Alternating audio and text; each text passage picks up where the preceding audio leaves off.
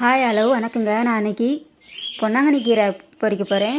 அதுக்கு கடாய் அடுப்பில் வச்சுருக்கேன். கடாய் சூடானதும் எண்ணெய் ஊற்றிக்கிறேன். எண்ணெய் சூடானதும் கடுகு உளுந்து சேர்த்துக்கிறேன். கடுகு உளுந்து பிடிச்சதும் வெங்காயம், சின்ன வெங்காயம் கட் பண்ணி வச்சுருக்கேன், அது உள்ளே போட்டுருவோம். பூண்டு தோல் உரித்து கட் பண்ணி வச்சுருக்கேன், அதையும் உள்ளே போட்டுருவோம். குட்டி குட்டியாக கட் பண்ணி வச்சுருக்கேன், அதையும் உள்ளே போட்டு நல்லா வதக்கி விட்டுருவோம். நல்லா செவந்து வரணும்.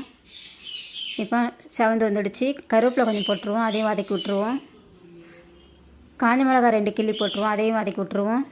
நல்லா வதங்கணும். வதங்கினதுக்கப்புறம் கீரை கட் பண்ணி வச்சுருக்கிறேன் குட்டி குட்டியாக, அதையும் உள்ளே தட்டி வதக்கி விட்டுருவோம். கீரை நல்லா வதங்கணும், நல்லா வதங்கி வரணும்.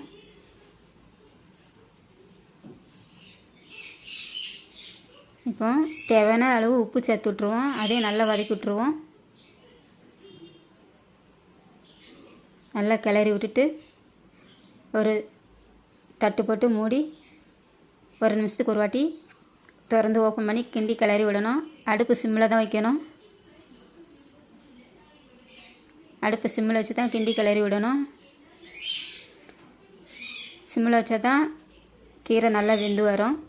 இப்போ கீரை வந்துடுச்சு. தேங்காய் துருவலை உள்ளே தட்டிடுவோம், நல்லா கிளறி விட்டுருவோம்.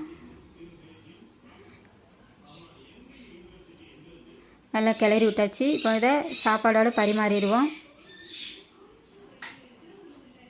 நான் சாம்பார் தான் செஞ்சேன். சாம்பாருக்கு கீரை பொரியல் டேஸ்டியாக இருக்கும். நீங்களும் செய்து பாருங்கள், சுவையாக இருக்கும்.